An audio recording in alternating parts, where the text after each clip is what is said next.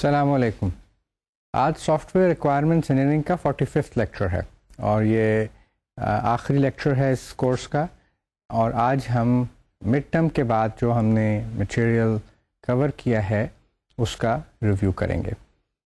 اور this will provide you اور this will enable you to sort of understand the different concepts that we have talked about in the later part of this course. تو سب سے پہلے جو چیز ہم نے جو ٹاپک ہم نے ڈسکس کیا تھا وہ یعنی کہ مڈ ٹرم کے بعد جو سب سے پہلے ٹاپک ہم نے ڈسکس کیا تھا وہ ریکوائرمنٹس رائٹنگ کے اوپر تھا. کچھ یاد ہے آپ کو کہ ریکوائرمنٹس رائٹنگ کیا ہے, کیوں ضروری ہے؟ بیسک جو پہلی بات یہ ہے کہ ریکوائرمنٹس جب ہم لکھتے ہیں تو یہ ایک کسٹمر کی نیڈس کو, ایک کسٹمر کی ڈیزائرس کو, اس کی وشز کو کمیونیکیٹ کرنے کے لیے ہم لکھتے ہیں, سو دیٹ جب ہم اس کو ڈاکیومنٹ کر لیں تو ہمارا ایک ایگریمنٹ ہو جائے کسٹمرز کے ساتھ, ریکوائرمنٹس انجینئرس کے ساتھ اور سافٹ ویئر ڈیزائنرس کے ساتھ. تو ایک لحاظ سے یہ ایک کانٹریکٹ ہوتا ہے, اس کو ہم ٹیکنیکل کانٹریکٹ بھی کہہ سکتے ہیں اس سافٹ ویئر پروڈکٹ سے متعلق. تو اس نارملی جو ریکوائرمنٹس لکھی جاتی ہیں وہ نیچرل لینگویجز میں لکھی جاتی ہیں. جیسے کہ اگر آپ ہمارے لحاظ سے دیکھیں یا موسٹ انگلش اسپیکنگ کنٹریز کے لحاظ سے دیکھیں تو انگلش میں ریکوائرمنٹس لکھی جائیں گی, اور اگر آپ جاپان میں کام کر رہے ہیں تو جاپانیز میں لکھی جائیں گی. اگر آپ فرینچ اسپیکنگ کنٹری میں ہیں تو وہاں پر نارملی فرینچ لینگویج میں سافٹ ویئر ریکوائرمنٹس لکھی جاتی ہیں. لیکن اس کے ساتھ ہم دوسرے جو اسٹرکچرڈ لینگویجز ہیں ان کا یوز بھی کرتے ہیں تاکہ ہم اپنے جو ہم نے ٹیکسٹ لکھا ہے اس کو بہتر طور کے اوپر ایکسپلین کر سکیں. صرف اسٹرکچرڈ لینگویجز کو ہم یوز نہیں کر سکتے, صرف ڈائیگرامس کو ہم یوز نہیں کر سکتے, کیونکہ most people especially customers will have difficulty understanding those diagram. تو کسی کانسیپٹ کو الیبوریٹ کرنے کے لیے آپ اگر ڈائیگرام کی یا اسٹرکچر لینگویج کی ہیلپ لیتے ہیں تو نہ صرف یہ کہ اس کا ہمیں فائدہ ہوتا ہے بلکہ یہ ایسے نیچرل لینگویجز میں کو ایکسپلین کرنے کے لیے, ان کے کسی پوائنٹ کو الیبوریٹ کرنے کے لیے یہ چیزیں ایکسٹرا جو اسٹرکچرڈ لینگویجز ہیں یا ڈائیگرامز ہیں ان کا اپروپریٹ یوزیج جو ہے وہ نیسسری ہوتا ہے. اور یہ اس لیے بھی ضروری ہے کیونکہ natural languages by their design are ambiguous, اور اس کے اوپر ہم کافی تفصیل کے ساتھ بات کر چکے ہیں کہ ایک لینگویج میں مختلف طریقے سے بات کی جا سکتی ہے اور وہ کانٹیکسٹ ڈپینڈنٹ ہوتا ہے. نیچرل لینگویج میں کوئی بھی سینٹینس لکھا ہو یا آپ کو ڈسکرائب کریں تو ان ایمبیگوٹیز کو ریموو کرنے کے لیے ہم یہ چیز یوز کرتے ہیں. اسی طرح جب ہم نے ریکوائرمنٹس لکھنی ہوتی ہیں تو اٹ از اپروپریٹ کہ we will define a standard template for describing those requirements. We try to use language simply, consistently and concisely. بہت زیادہ مشکل الفاظ لے کر آنا ریکوائرمنٹس ڈاکومنٹ میں کوئی ضروری نہیں ہے. اٹس ناٹ, یعنی کہ آپ کی جتنی اچھی اور جتنی سمپل اور کنسسٹنٹ اور کنسائس ریکوائرمنٹس ڈاکومنٹ لکھی ہوگی اتنا وہ بہتر طور پر سمجھی جا سکتی ہے. اور ان ریکوائرمنٹس کے ساتھ ساتھ اٹ از نیسسری کہ آپ جہاں پر کسی چیز کو زیادہ الیبوریٹ کرنا چاہیں یا ایپلیکیشن ڈومین یہ ڈیمانڈ کرے کہ مثلا انجینئرنگ ڈومین ہے یا سائنٹیفک ڈومینز ہیں یا بعض ایسے اسپیسیفک ڈومینز ہیں جس میں آپ یہ ضروری سمجھتے ہیں کہ اس کی ماڈلنگ کی جائے اور اس کا ایک اپروپریٹ جو ڈائیگرام ہے وہ یوز کیا جائے, تو اس کو یوز کرنے کی ضرورت ہے کیونکہ that will help the designers to better understand that verbal statement. Template کے اندر کیا چیز ہوتی ہے؟ We define a set of standard format for different types of requirements and ensure that all requirement definitions adhere to that format.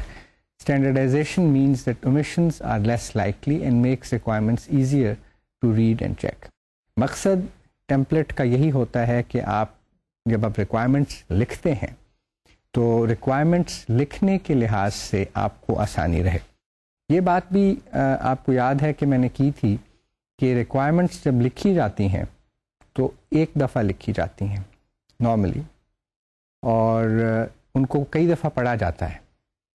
اس لیے یہ بہت ضروری ہے کہ جب آپ ریکوائرمنٹس لکھیں تو اس قدر محنت کریں اس میں، اور اتنا اچھی ریکوائرمنٹس لکھیں کہ پڑھنے والے کے لیے کوئی دقت نہ ہو. اس جو ریکوائرمنٹ کا ریڈر ہے اس ڈاکومنٹ کا، اس کے لیے یہ ممکن نہ ہو کہ وہ ملٹیپل انٹرپریٹیشنس کر سکے ان ریکوائرمنٹس کی. تو یہ بات میں نے کی تھی کہ جب آپ ریکوائرمنٹس، اور یہ اسپیشلی کمپنیز کے لیے بڑا امپورٹنٹ ہے کہ جب آپ ریکوائرمنٹس انجینئرس کی ٹریننگ کرواتے ہیں تو ان کو ریکوائرمنٹس لکھنے کی طرف بھی ٹریننگ کروائی جائے، تاکہ وہ جو ہم نے گول سیٹ کیے تھے کہ سمپل اسٹیٹمنٹس ہونی چاہیے، کنسائسلی ریکوائرمنٹس لکھی ہونی چاہیے اور کنسسٹنٹ ہونی چاہیے. تو یہ تین بڑے امپورٹنٹ ایٹریبیوٹس ہیں ریکوائرمنٹس کے، ان کے لکھے جانے کے حوالے سے.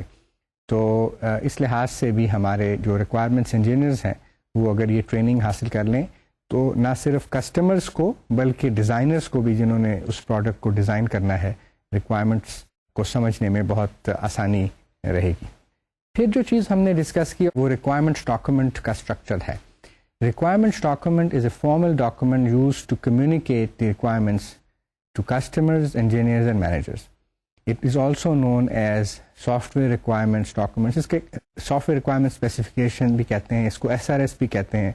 بعض لوگ اس کے ایک حصے کو RS کہتے ہیں، بعض ایک حصے کو FS کہتے ہیں. تو there are multiple terms floating around. We are talking about different types of requirements document. اب ریکوائرمنٹس ڈاکومنٹ کا بھی ایک فارمیٹ ہونا چاہیے، اور اس وقت انڈسٹری میں بہت سارے فارمیٹس فالو ہو رہے ہیں. آپ IEEE کا فارمیٹ بھی یوز کر سکتے ہیں. اگر آپ کی کمپنی یا آپ کا وینڈر یا آپ کا کلائنٹ اس کی اپنی فارمیٹس ہیں تو وہ فارمیٹس بھی یوز کیے جا سکتے ہیں. اسی طرح IEEE کے فارمیٹ کے اوپر ہم نے کافی ڈیٹیل سے ڈسکشن کی تھی، اور جو ہم نے کیس اسٹڈی آپ کو یاد ہے کہ وہ ہم نے ڈسکس کی تھی، اس میں بھی ہم نے ایک فارمیٹ اپنا ڈیولپ کیا تھا اس کورس کے لحاظ سے، اس پرٹیکولر کیس اسٹڈی کے حوالے سے. تو اب ہم دیکھتے ہیں کہ ریکوائرمنٹس ڈاکومنٹ میں ہوتا کیا. ریکوائرمنٹس ڈاکومنٹ میں آبویسلی وہ ریکوائرمنٹس ہوتی ہیں، وہ سروسز اور فنکشنز ہوتے ہیں جو کہ ایک سافٹ ویئر پروڈکٹ کو اپنے اندر کنٹین کرنے چاہیے، یا جس کے لیے ہم سافٹ ویئر پروڈکٹ بنا رہے ہیں.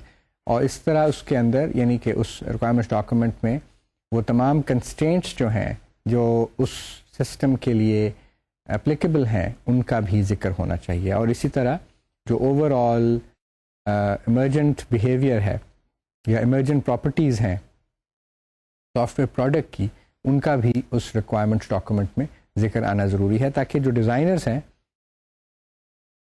وہ اس انفارمیشن کو لے کر بہتر طور پر ایک سلوشن ڈیولپ کر سکیں. اور مزید یہ کہ ہمارے جو کسٹمرز ہیں they can also fully understand the capabilities and limitations of the software product. تو اس لحاظ سے جو ریکوائرمنٹس ڈاکومنٹ ہے اس کی بڑی اہمیت ہے، اور اس کی ڈیولپمنٹ اور اس کی جو ریفائنمنٹ ہے، کنٹینیوس ریفائنمنٹ ہے، اس کو اتنی امپورٹنس دینی چاہیے جو کہ ہے اس کی.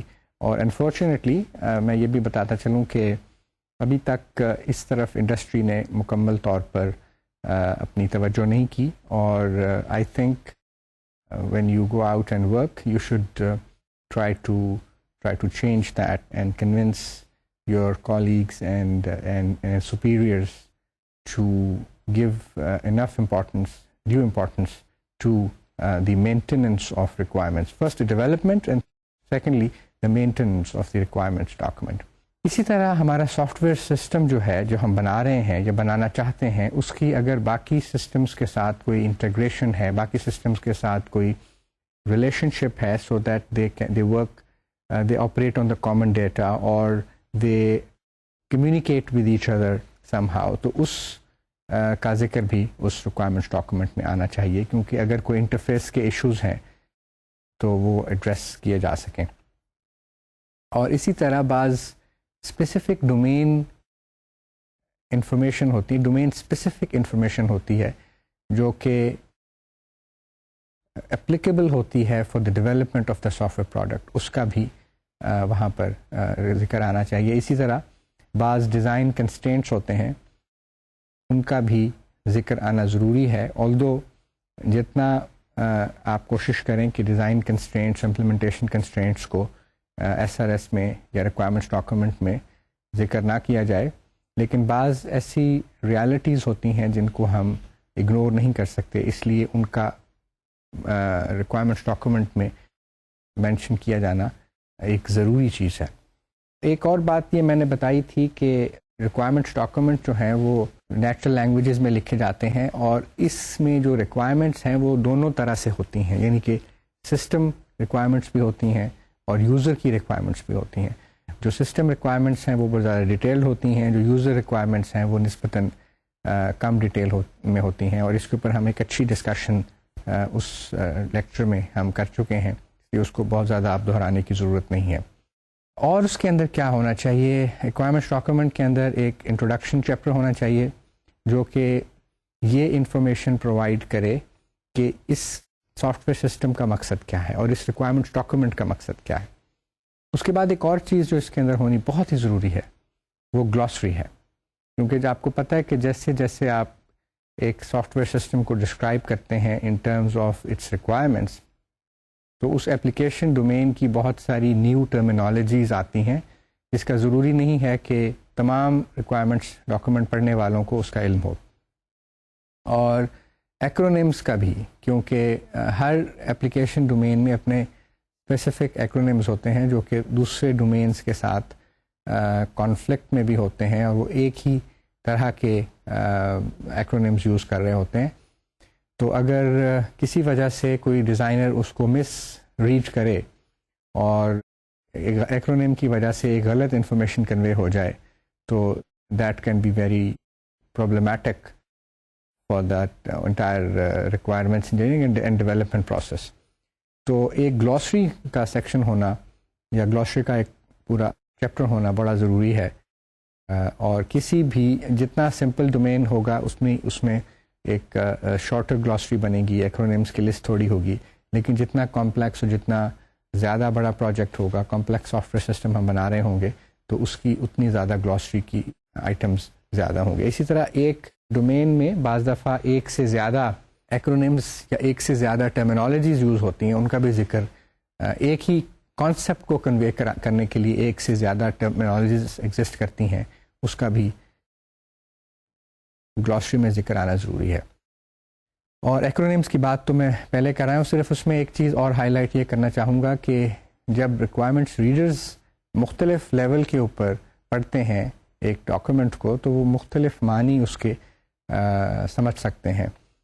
مختلف ایجوکیشنل بیک گراؤنڈز ہوتی ہیں, ہر جو اسٹیک ہولڈر ہے وہ ایک ہی ایجوکیشن لیول کے اوپر, ایک ہی ایکسپیرئنس کے اوپر آپریٹ نہیں کر رہا ہوتا, اس لیے ان سب کو ایک ہی معنی کنوے کرنے کے لیے, ایک ہی انٹرپریٹیشن کنوے کرنے کے لیے یہ گلوسری جو ہے, this is a very useful and important tool which must be part of every requirements document. اسی طرح جو ہماری ایس آر ایس ہے وہ ہر پروجیکٹ کے لیے, ہر سافٹ ویئر پروڈکٹ کے لیے ایک ہی طرح کی نہیں ہو سکتی. اس کے اوپر میں نے پہلے بھی بات کی تھی کہ ہر جو پروڈکٹ, جو سافٹ ویئر پروجیکٹ ہے اور جو کمپلیکسٹی ہے پروڈکٹ کی, اس کو دیکھتے ہوئے ہمیں یہ ڈیسائیڈ کرنا پڑے گا کہ اس ریکوائرمنٹ ڈاکومنٹ میں کتنی ڈیٹیل ہمیں چاہیے. اگر ایک کمپلیکس سافٹ ویئر پروڈکٹ ہے جس کی انجینئرنگ اور یا سائنٹیفک ایپلیکیشن ڈومینز میں سے ہیں اور یا بایولوجیکل ایپلیکیشن ڈومین میں سے ہیں, تو اس لحاظ سے اس کی انفارمیشن ہمیں کنٹین کرنی پڑے گی. تو there are few things that you must remember while developing a requirements document. پہلی بات تو یہ ہے کہ you need to know about the type of the system. Second, level of detail included in the requirements. Organisational practices کیا ہیں آپ کی کلائنٹ کی اور آپ کی اپنی وینڈر کی, and budget and schedule for the requirement engineering process. تو ان چاروں فیکٹرز کو آپ کنسیڈر کرتے ہیں تب آپ ریکوائرمنٹس ڈاکومنٹ کو کمپلیٹ کر سکتے ہیں. جو کمپلیکس سسٹمز ہیں اس میں آپ کو نیچرلی زیادہ ڈیٹیل پرووائڈ کرنی پڑے گی. جو نسبتاً سمپل سافٹ ویئر سسٹمز ہیں اس میں آپ کو جو لیول آف ڈیٹیل ہے اس کے بارے میں آپ بہت ساری اسمپشنز بھی کر سکتے ہیں. اس طرح ایک اور چیز یہ ہے کہ اگر جو ڈیولپر ہے یا وینڈر جس کو ہم کہتے ہیں وہ اپلیکیشن ڈومین سے اچھا فیملیئر ہے ایز اے ہول, تو وہ اپلیکیشن ڈومینس کی انفارمیشن کو ہم نسبتاً آسانی سے اگنور کر سکتے ہیں اور بہت زیادہ ایمفسس اس ایسپیکٹ کے اوپر دینے کی ضرورت نہیں ہے. لیکن اگر ہمارے پاس ایسا وینڈر ہے جو ایک ڈومین میں اپلیکیشن ڈومین میں نیا ہے یا سافٹ ویئر ڈیولپمنٹ ٹیم نہیں ہے, تو اس صورت میں ہمیں ریکوائرمنٹس ڈاکومنٹ میں یہ ڈومین اسپیسیفک نالج کو بھی ایڈ کرنا پڑے گا, یا اس کو کمپریہنسو جو سورسز ہیں ان کا ہمیں وہاں پر ذکر کرنا پڑے گا. اسی طرح ایک بات کی تھی کہ اسٹیک ہولڈرز ہیں یا یوزرز ہیں وہ کون سے ہیں. ریکوائرمنٹس ڈاکومنٹ کو جب ہم ڈیولپ کرتے ہیں تو اس کو پڑھنے والے اس کے کسٹمرز ہوتے ہیں, ڈیزائنرز ہوتے ہیں, ریکوائرمنٹس انجینئرز خود ہوتے ہیں. اسی طرح جو ٹیسٹ ڈیزائنرز ہیں وہ ہوتے ہیں, اور بعض دفعہ ریگولیٹری ایجنٹس ہوتے ہیں گورنمنٹس کی طرف سے یا تھرڈ پارٹی ریگولیٹری باڈیز کی طرف سے, جو کہ آپ کی پروڈکٹس میں انٹرسٹ رکھتے ہیں اور they would like to contribute اور get information from that software ویئر ڈاکومنٹ. تو ان سب کو آپ نے ایڈریس کرنا ہے, ان سب کو آپ نے کمیونیکیٹ کرنے ہیں جو ریکوائرمنٹس ہیں. تو اس لحاظ سے جتنا زیادہ ایمفیسس آپ رکھیں گے کہ ریکوائرمنٹس کنسسٹنٹ ہوں, ریکوائرمنٹس انیمبیگوس ہوں, ریکوائرمنٹس کمپلیٹ ہوں, اتنا بہتر طور پر آپ کمیونیکیٹ کر سکیں گے. پھر ایک لیکچر میں ہم نے بات کی تھی کہ ریکوائرمنٹس ڈاکومنٹ کے کوالٹی ایٹریبیوٹس کیا ہوتے ہیں. تو اب ہم یوں کرتے ہیں کہ باری باری ان کوالٹی ایٹریبیوٹس کا میں ذکر کر دیتا ہوں اور بالکل تھوڑا سا بریفلی اس کے اوپر ہم بات کر لیں گے, and then you would go back to that lecture and read about them and listen to them. So جو بھی چیز آپ نے اس میں مس کی ہے تو آپ اس کو بہتر طور پر دوبارہ سے سمجھ سکتے ہیں. ایک چیز ہے کریکٹنیس. ایک ریکوائرمنٹس ڈاکومنٹ جو ہے وہ کریکٹ ہونی چاہیے. اس کے لیے کیا کرائٹیریا ہے کہ تمام ریکوائرمنٹس جو ہیں وہ کریکٹ ہوں, تب ایک ریکوائرمنٹس ڈاکومنٹ کریکٹ ہو سکتی ہے. This is a very difficult criteria, کیونکہ ایک ریکوائرمنٹس ڈاکومنٹ میں جو کمپلیکس سسٹمس کی ہوتی ہے 10,000 تک ریکوائرمنٹس ہو سکتی ہیں, تو ان سب ریکوائرمنٹس کو انڈیویجولی کریکٹ ہونا چاہیے. اسی طرح انیمبیگوس ہے کہ تمام ریکوائرمنٹس کو انیمبیگوس ہونا چاہیے. ایک کوالٹی ایٹریبیوٹ کمپلیٹنس کا ہے کہ جتنی ریکوائرمنٹس اس سافٹ ویئر پروڈکٹ کی ہونی چاہیے وہ ساری اس کے اندر شامل کی جائیں. اور یہ ہم نے اس وقت بھی بات کی تھی, اب میں پھر دوبارہ کر دیتا ہوں کہ کمپلیٹنس جو ہے یہ ایک مشکل چیز ہے. اس کو ارلی لائف سائیکل میں انشور کرنا کہ آپ کی ریکوائرمنٹس کمپلیٹ ہیں, دس از اے ڈیفیکلٹ ٹاسک. اسی طرح ویریفائبل ایک امپورٹنٹ کوالٹی ایٹریبیوٹ ہے. کنسسٹنسی ہے کہ اگر ریکوائرمنٹس ایک دوسرے کے ساتھ انکنسسٹنٹ ہیں تو نیچرلی آپ ایک ایسا سافٹ ویئر اسٹرکچر بنائیں گے, ایک ایسا سافٹ ویئر ڈیزائن بنائیں گے جس کی ایک اسٹرکچر جو ہے وہ دوسرے اسٹرکچر سے ان کانفلکٹ ہوگا, اور the customer will not be able to take benefit from the development of the software product. So consistency is a very important part of software requirements document. اسی طرح ایک بہت امپورٹنٹ کوالٹی ایٹریبیوٹ ہے کہ دی soft ویئر requirements document should be understandable by the customer. It should be easy to modify, it should be traced and it should be ٹریسیبل. اور traceability کے اوپر ہم نے کافی ڈیٹیل سے بات کی تھی کہ کس طرح ٹریسیبلٹی ہونی چاہیے. فارورڈ ٹریسیبلٹی ہوتی ہے, بیکورڈ ٹریسیبلٹی ہوتی ہے, اور یہ ساری چیزیں جو ہیں یہ ریکوائرمنٹس ڈاکومنٹ میں بھی انکلوڈ کی جاتی ہیں. ان کرائٹیریا کے اوپر ہم ریکوائرمنٹس ڈاکومنٹ کو جج کرتے ہیں. اسی طرح requirements document should be design independent as much as possible. آپ کو یہ بھی بتایا تھا کہ sometimes it is not quite possible because of the environment that the customer is working in to keep the design information completely out of the requirements document. تو جہاں پہ یہ انیویٹیبل ہو وہاں ہم اس کو شامل کرنے پہ مجبور ہیں. اسی طرح 3 اور کریکٹرسٹک ہیں کہ requirements should be annotated, they should be concise and they should be well organized. اور ان تینوں کریکٹرسٹکس کے اوپر بھی ہم نے ڈیٹیل سے اس لیکچر میں بات کی تھی. تو ان ڈیٹیلس کو چونکہ یہ آج ہم ریویو کر رہے ہیں, ڈیٹیلس میں جانے کا وقت نہیں ہے, تو آئی سجیسٹ کہ اگر آپ کو ان کے اوپر مزید ڈسکشن یا مزید ریڈنگ کرنی ہے تو you go back to those lectures. پھر ہم نے بات کی تھی کہ سافٹ ویئر جب ہم بناتے ہیں اور سافٹ ویئر کی یوزر کے ساتھ انٹریکشن کو کیپچر کرنے کے لیے ہم نے یوز کیس ماڈلنگ کا ایک کانسیپٹ انٹروڈیوس کیا تھا. آئی ایم شیور کہ آپ اس سے پہلے بھی یوز کیس ماڈلنگ کے حوالے سے فیملیئر تھے, لیکن ریکوائرمنٹس انجینئرنگ کے حساب سے ہم نے یوز کیس کے اوپر کافی ڈیٹیل سے بات کی تھی. بات اصل میں یہ ہے کہ کوئی بھی سسٹم جو ہے وہ آئسولیشن میں ایگزسٹ نہیں کر سکتا, اور اس کے لیے ضروری ہے کہ انٹریکشن ہو, اور یہ انٹریکشن جو ہے یہ ہیومن سسٹم انٹریکشن بھی ہو سکتا ہے, اور ایک سافٹ ویئر سسٹم کا دوسرے سافٹ ویئر سسٹم کے ساتھ بھی انٹریکشن ہو سکتا ہے.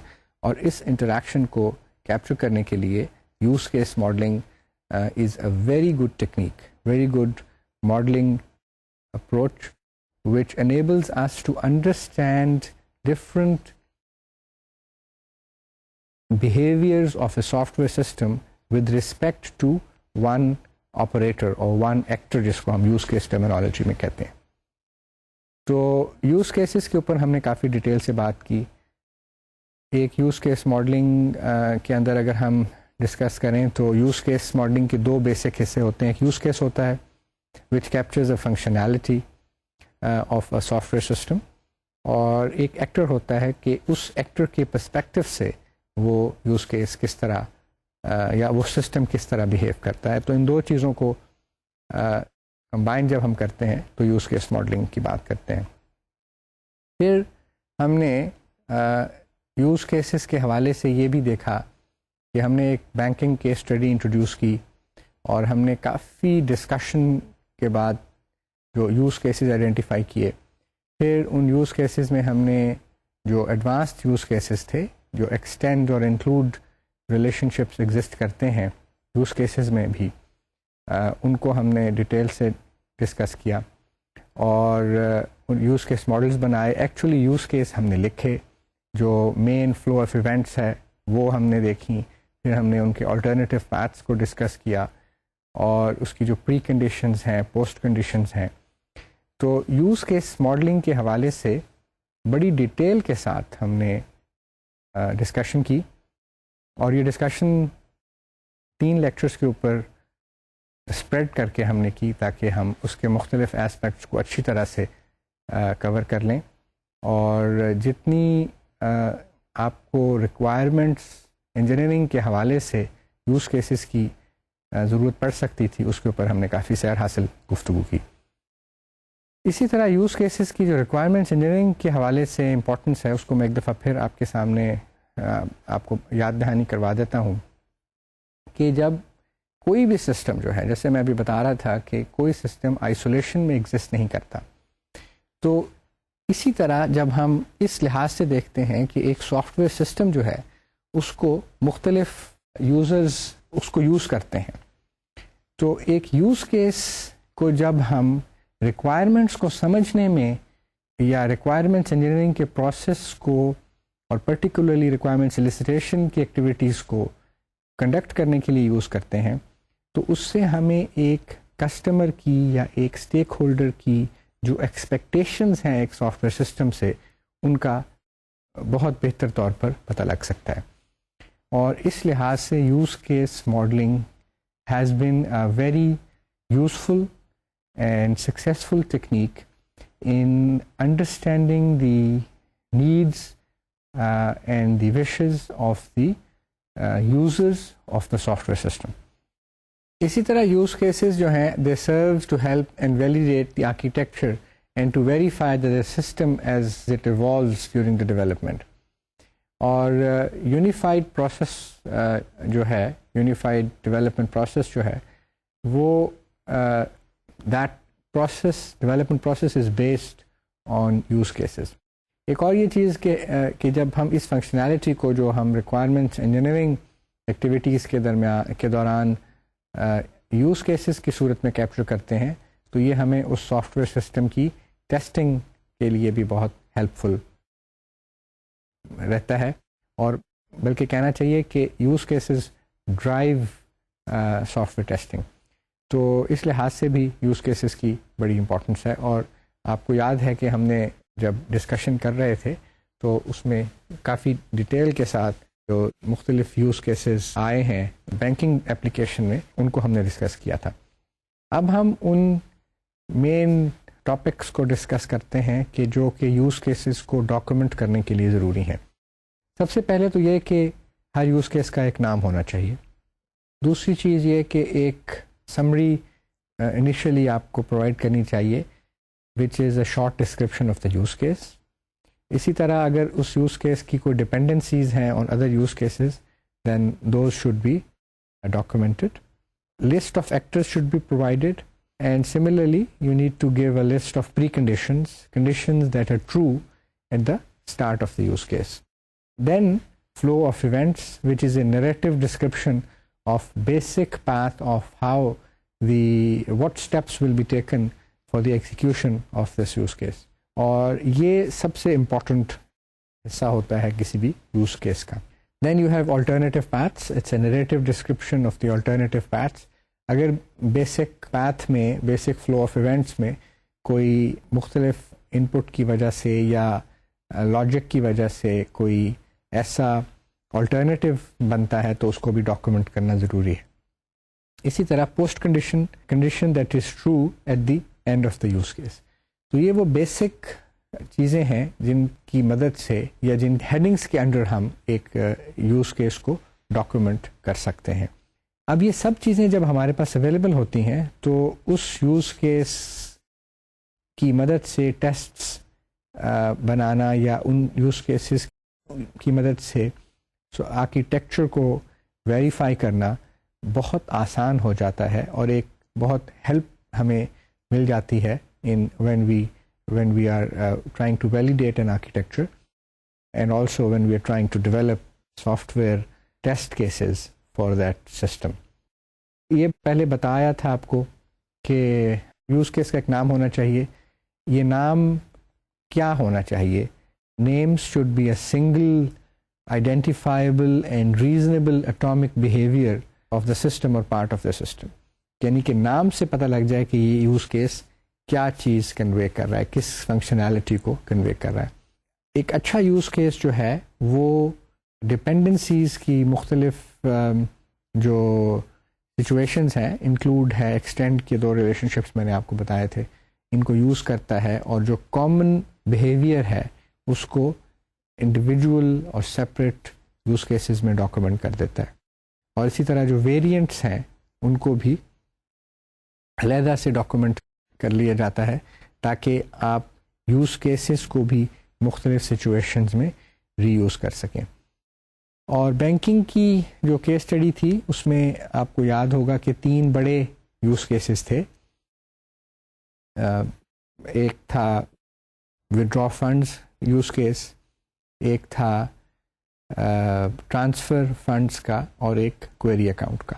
اور ان تینوں کے لیے ایک ہم نے کامن جو ان کا فیکٹر تھا اس کو بھی ڈسکس کیا تھا، اور وہ ویلیڈیٹ پن کا یوز کیس تھا. اور اس وقت اب ان یوز کیسز کو ڈسکس کرنے کی ضرورت نہیں ہے کیونکہ کافی ڈسکشن ہم اس کے اوپر کر چکے ہیں. ان یوز کیسز کی ہیلپ سے پھر ہم نے جب ریکوائرمنٹس ڈاکومنٹ بنائی ہے اپنے کیس اسٹڈی کی تو اس وقت بھی ان یوز کیسز کو بھی ہم نے انکلوڈ کیا تھا. اب تھوڑی سی بات میں ماڈلنگ کے اوپر کرنا چاہتا ہوں، اور تھوڑی سی ہم نے اس کے اوپر انفارمیشن بھی میں نے شیئر کی آپ کے ساتھ کہ کیوں ضرورت ہوتی ہے یوز کیس کرنے کی. لیکن ایک بات یہ ہے کہ ماڈلنگ، یوز کیسز کی بھی ماڈلنگ ہے، آگے آبجیکٹ ماڈلنگ کی ڈسکشن بھی ہم نے کی تھی. تو ماڈلنگ کیوں ہم کرتے ہیں؟ Modelling is a central part of all activities that lead up to the development of software systems. we build models to communicate the desired structure and behavior of the system that we are building. تو یہ ایک بڑی important چیز ہے کہ modelling کرتے کیوں ہیں. ہمارے پاس مختلف ماڈلنگ ٹیکنیکس ہیں, آبجیکٹ ماڈلنگ ٹیکنیکس ہیں, ہمارے پاس ڈیٹا فلو ماڈلنگ ٹیکنیکس ہیں, ڈائنامک ماڈلنگ کی ٹیکنیکس ہیں, اور یوز کیس ماڈلنگ کی بھی میں نے ابھی بات کی تھی. اپنی in and of it self اگر ٹیکنیک صرف آپ نے سیکھ لی ہے تو جب تک آپ کو اس کی وجہ نہ پتہ لگے کہ آپ ماڈلنگ کیوں کرنا چاہتے ہیں, اس وقت تک آپ صحیح طور پر نہ صرف ٹیکنیک نہیں اپلائی کر سکیں گے بلکہ اس ٹیکنیک کا یا اس ماڈلنگ ایکسرسائز کا آپ کو فائدہ سمجھ نہیں آئے گا. سب سے بڑا فائدہ یہ ہے کہ we build models to visualise and control the systems architecture. تو ابھی ہم نے سافٹ ویئر بنایا نہیں ہے, ہم نے صرف ان کا ایک ماڈل بنانا شروع کیا ہے. یوز کیس ماڈلنگ سے ہم نے اس کی ابتدا کی ہے. تو سب سے پہلے ہم سسٹم کی ویژولائزیشن کرتے ہیں کہ کیسے یہ سسٹم جب بنے گا تو کیسے آپریٹ کرے گا, اور اس کی کیا, اور اس کی جو ڈیولپمنٹ ہے اس کو ہم نے کنٹرول کیسے کرنا ہے. کیونکہ اگر ہم کسی بھی ڈیولپمنٹ کو کنٹرول نہیں کرتے تو یہ بہت ساری پرابلمز اس کے ساتھ آ سکتی ہیں. اس میں ایسی چیزیں شامل ہو سکتی ہیں جس کی وجہ سے وہ سافٹ ویئر بننا ہی ممکن نہ ہو, اور یہ بہت انٹرسٹنگ ڈسکشن تھی جو ہم پہلے کر چکے ہیں.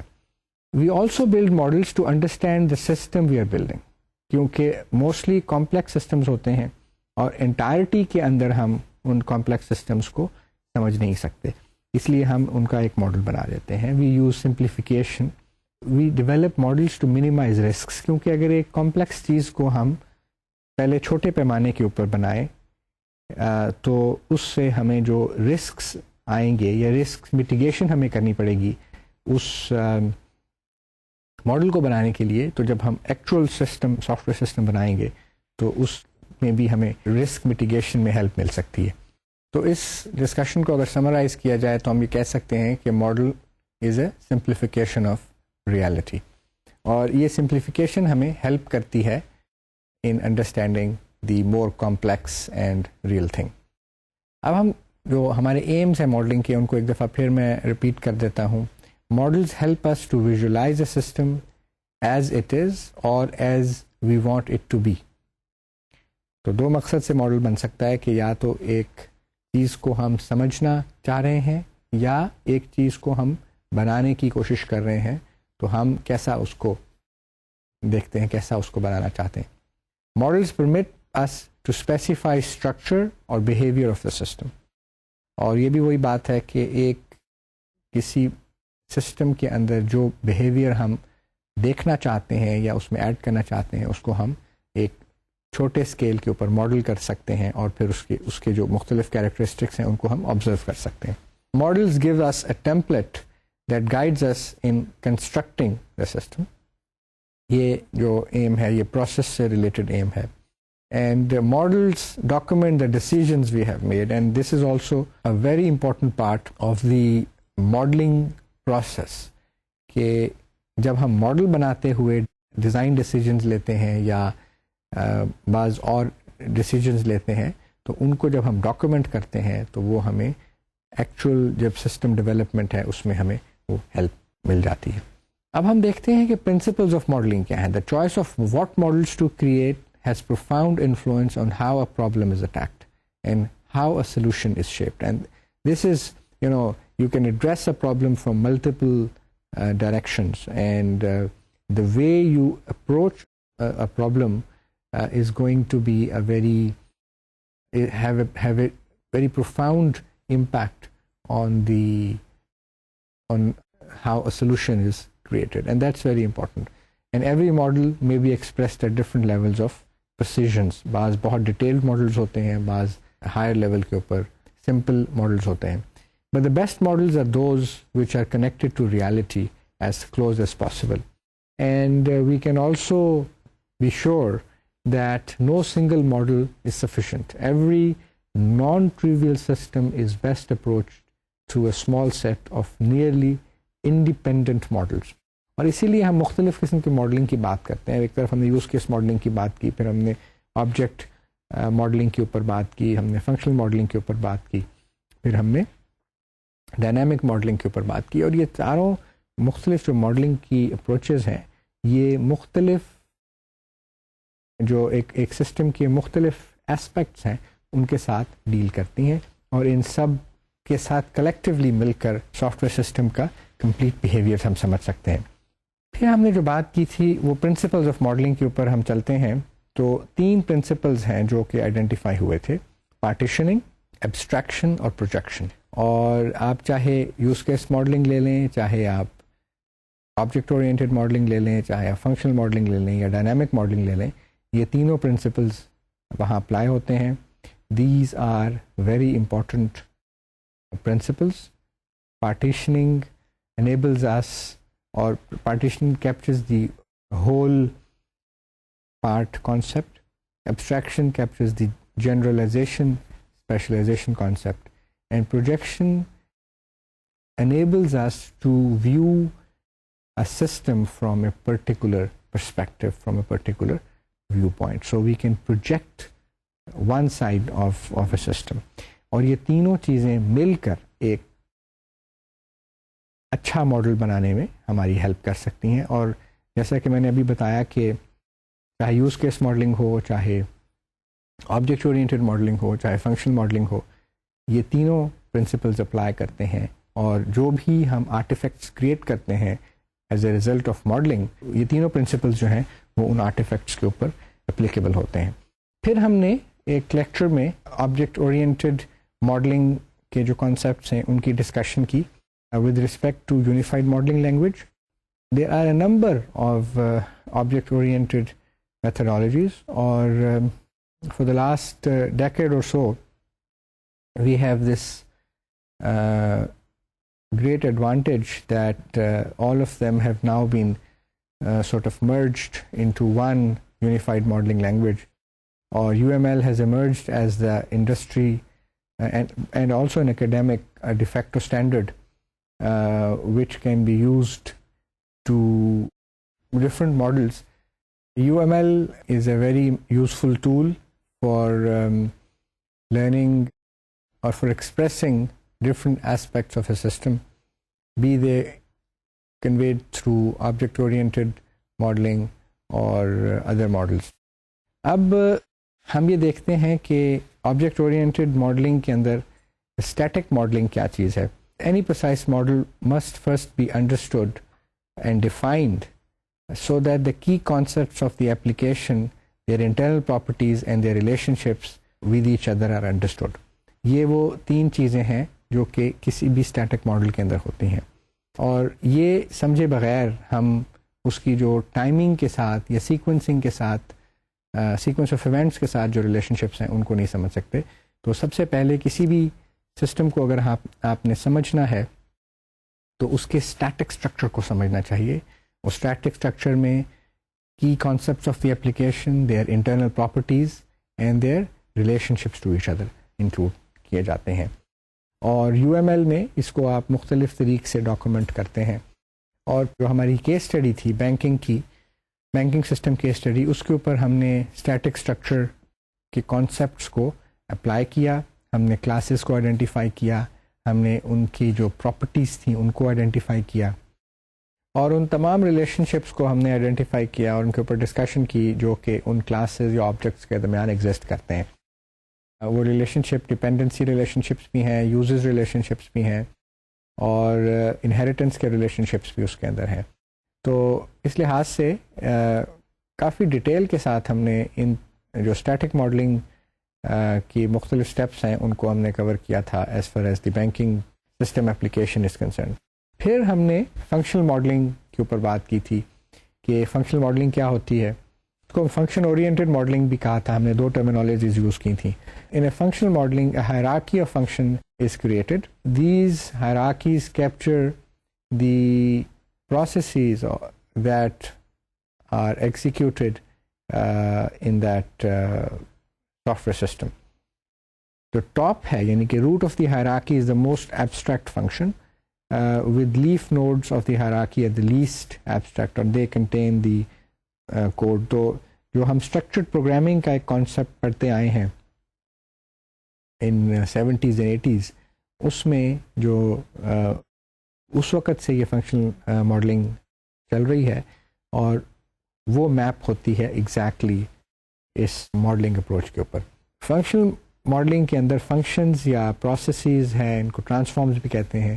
They are the most important element in this approach, and this entire approach is based on the concept of functions, and also we learned the concept of data flow, کہ ایک transform سے دوسرے ٹرانسفارم سے, ایک function سے دوسرے function تک ہم ڈیٹا کو کیسے پہنچاتے ہیں. اور یہ ہم اس ماڈلنگ کے لیے ہم نے ایک لینگویج یوز کی تھی, اس کو ہم ڈیٹا فلو ڈائیگرامنگ یا ڈیٹا فلو ماڈلنگ کہا تھا. اور جو ڈیٹا فلو ہے وہ دیٹ شوز کہ a function produces an output which is then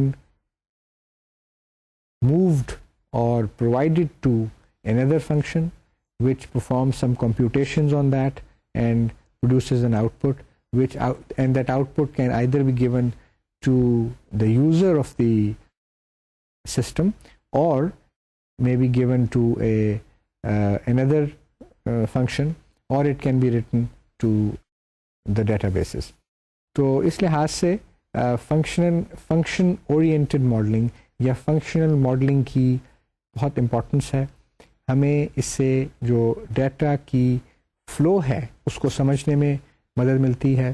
ہمیں انڈیویجول ٹاسکس کو, انڈیویجول پروسیسز کو کسی سافٹ ویئر سسٹم میں سمجھنے میں, ان کی جو کمپیوٹیشنل امپورٹنس ہے اس کو ہائی لائٹ کرنے کے لیے فنکشنل ماڈلنگ جو ہے بڑی امپورٹنٹ ہے. There are different types of functions. Asynchronous functions ہوتے ہیں, asynchronous اسٹیٹ ڈپینڈنٹ فنکشنز ہوتے ہیں, then there are periodic functions, and then there are periodic state dependent functions. پھر ہم نے دو ٹیکنیکس ڈسکس کی تھیں فنکشنل ماڈلنگ کے حوالے سے. ایک تھی real time structured analysis and design, لیکن اس میں صرف ہم نے ریئل ٹائم اسٹرکچرڈ انالیسس والا حصہ ڈسکس کیا تھا, اور جو ہماری بینکنگ سسٹم ہے اس کے اوپر ہم نے یہ اپلائی کیا تھا. اور دوسری ٹیکنیک جو ہم نے سیکھی تھی وہ structured analysis and design technique یا SADT ہے. اس ٹیکنیک کے اوپر بھی کو اپلائی کیا تھا ہم نے بینکنگ اپلیکیشن کے اوپر.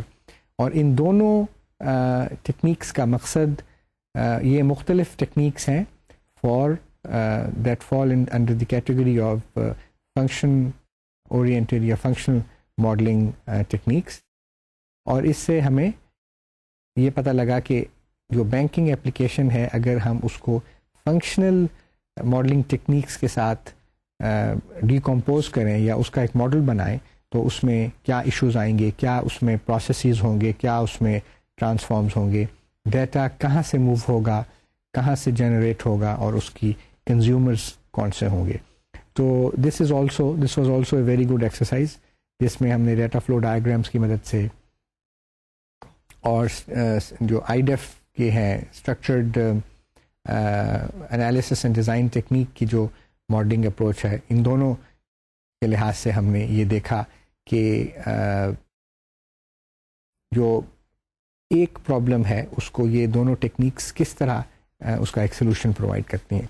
اور پھر آپ خود اپنے ذہن میں یہ ججمنٹ کر سکتے ہیں کہ کون سی ٹیکنیک جو ہے وہ کون سی اپلیکیشن کے لیے یا کس طرح کی اپلیکیشنس کے لیے یوزفل ہوتی ہے. اور آبویسلی یہ چیز جو میں نے ابھی بتائی کہ یہ this ability to make a decision about selecting one technique over other techniques does not come easy.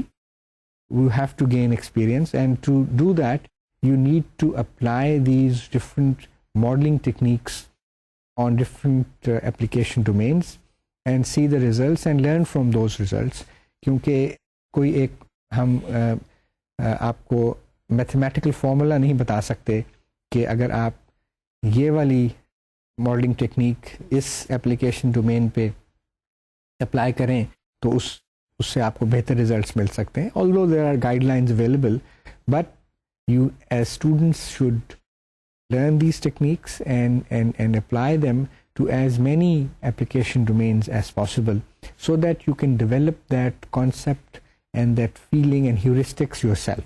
کیونکہ یہ ایک بڑی امپورٹنٹ بات ہے کہ اسٹوڈنٹس کو ان پرٹیکولر ریکوائرمنٹس انجینئرنگ کے اسٹوڈنٹس کو اور ڈیزائن کے سافٹ ویئر ڈیزائن جو کرتے ہیں ان کو بھی ایپلیکیشن آف ڈفرینٹ ٹیکنیکس آنی چاہیے، اور اس کے بغیر ان کو وہ نالج نہیں ملے گا، وہ فرسٹ ہینڈ ایکسپیرئنس نہیں ملے گا جس کی وجہ سے وہ اپنی ججمنٹ خود کر سکیں گے. اور میں ہمیشہ ایڈوائز کرتا ہوں اپنے اسٹوڈنٹس کو کہ they should apply the knowledge اور the skills that they have acquired so that they can make those decisions themselves. جیسے کہ ہم پہلے بھی ریکوائرمنٹس انجینئرنگ کے اس کورس میں بات کر رہے تھے، مختلف سچویشنز میں آپ کو کسٹمرز کے ساتھ، ڈیزائنرز کے ساتھ نہ صرف اپنی انالیٹیکل سکلز کو یوز کرنا پڑتا ہے بلکہ آپ کو اپنی نیگوشیشن بھی کرنی پڑتی ہے بہت ساری سچویشنز میں.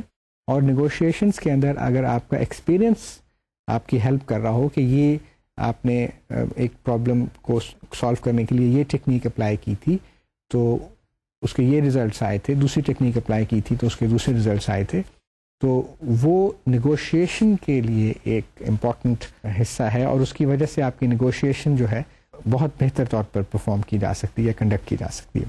اس کے بعد ہم نے ڈائنامک ماڈلنگ کے اوپر بات کی تھی.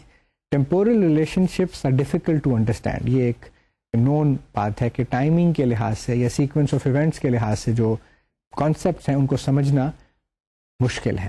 First a system should be understood in its static structure and then you should add timing constraints to it.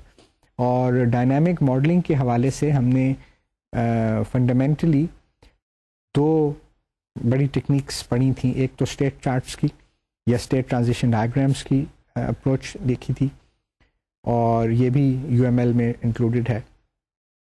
اور دوسری چیز جو ہم نے دیکھی تھی وہ انٹریکشن ڈائیگرامس کے اوپر تھی. اور انٹریکشن ڈائیگرامس کی بھی دو قسمیں ہیں، ایک تو کولیبوریشن ڈائیگرامس ہیں اور ایک سیکوینس ڈائیگرامس ہیں. اور ان دونوں کے اوپر ہم نے نہ صرف تھیوریٹیکلی سمجھا تھا بلکہ ان کو ہم نے اپلائی بھی کیا تھا ان دی بینکنگ کی اسٹڈی. تو جو ٹائمنگ کے کانسیپٹس ہیں یا سیکوینس آف ایونٹس کے کانسیپٹس ہیں، ان کو سمجھنا، ان کو اسپیشلی ان کے جو پرٹیکولر ڈومینز ہیں یعنی کہ ریئل ٹائم سسٹمز جو ہیں ان میں ان کی بڑی امپورٹنس ہے، اور ان کو سمجھے بغیر آپ صحیح طور پر سسٹم کی ٹائمنگ کی کنسٹرینٹس کو امپلیمنٹ نہیں کر سکتے. اور اس لحاظ سے ڈائنامک ماڈلنگ کی بڑی امپورٹنس ہے. آپ کسی بھی میتھڈالوجی کو دیکھ لیں، اس میں ڈائنامک ماڈلنگ کو کیپچر کرنے کے لیے، ڈائنامک ماڈلز بنانے کے لیے آپ کو مختلف سٹیپس یا مختلف گائیڈ لائنز پرووائڈ کی گئی ہیں. تو اس لحاظ سے بھی ہم نے میرا خیال ہے 3 لیکچرز کے اوپر ڈائنامک ماڈلنگ کے جو مختلف کانسیپٹس ہیں ان کو ہم نے ڈیٹیل کے ساتھ ڈسکس کیا تھا، اور بینکنگ اپلیکیشنز کے اوپر بھی ہم نے بات کی تھی. اور ایک لیکچر میں ہم نے اس تمام ڈسکشن کو جو ہم نے بینکنگ سسٹم کے حوالے سے کی تھی اس کو ایک سمرائز کیا تھا ایک لیکچر میں، اور ایک ایس آر ایس ڈیولپ کی تھی. تمام ریکوائرمنٹس ہم نے ڈاکومنٹ کی تھیں جو کہ ہمارے اس ایپلیکیشن کی سافٹ ویئر ریکوائرمنٹس ہیں. اور ایک ہم نے اس کا ایس آر ایس بھی بنایا تھا جس میں ایک پریفس تھا، ایک انٹروڈکشن کا چیپٹر تھا، ایک گلوسری کا چیپٹر تھا، اسپیسیفک ریکوائرمنٹس تھیں، اور پھر ہم نے کہا تھا کہ اپینڈسیز ہیں جس میں یوز کیس ماڈل ہے، آبجیکٹ ماڈل ہے، ڈیٹا فلو ماڈل ہے اور ڈائنامک ماڈل ہے. اباؤٹ 10 لیکچرز کی ڈسکشن کے بعد پھر ہم نے we took up some very interesting topics requirements engineering جو کہ پوٹینشیل ریسرچ کے لحاظ سے بھی اس وقت اویلیبل ہیں. ایک لیکچر میں ہم نے ایجائل میتھڈس کی جو ریکوائرمنٹس انجینئرنگ کی ایکٹیویٹیز ہیں ان کے اوپر ڈسکشن کی تھی. پھر ہم نے ویب بیسڈ انفارمیشن سسٹمز کے اوپر جو اس کی اسپیسیفک ریکوائرمنٹس ہیں، اس کی جو اسپیسیفک کنسٹرینٹس ہیں as far as requirements engineering is concerned, اس کے اوپر ہم نے ڈسکشن کی. پھر ایک اور انٹرسٹنگ ٹاپک جو سافٹ ویئر انجینئرنگ کے حوالے سے ایمرجنگ ہے وہ پروڈکٹ لائنز کے اوپر ہے. اور پھر ایک پورا لیکچر ہم نے ڈسکشن کی تھی requirements engineering for soft where product lines. اور ایک لیکچر میں ہم نے بات کی تھی کہ ریکوائرمنٹس کی پرائیورٹائزیشن کیسے کی جاتی ہے اور ریکوائرمنٹس پرائیورٹائزیشن کے اندر کیا ایشوز ہیں, کون سی مختلف ٹیکنیکس یوز ہوتی ہیں, اور یہ کہ ریکوائرمنٹس پرائیورٹائزیشن کی امپورٹنس کیا ہے.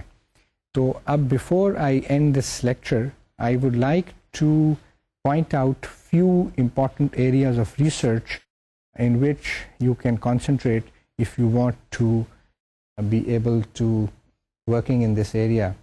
وہ ہیں generally requirements elicitation techniques میں ابھی research ہو رہی ہے, requirements validation techniques میں بھی research ہے, requirements management and traceability is an open and interesting area, requirements evolution, requirements and software architectures is an interesting area for research.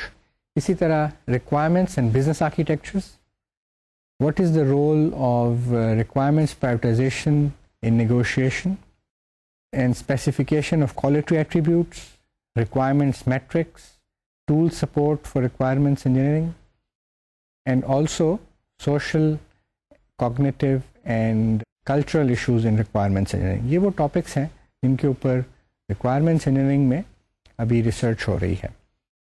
And I hope کہ some of you will take up these topics for their research work and contribute to the existing literature and body of knowledge in requirements engineering. One final note of thanks is that I hope that you have benefited from this course. You have enjoyed studying requirements engineering as much as I have enjoyed teaching it. And I wish you the best of luck in your personal and professional lives. And that's it. Allah Hafiz.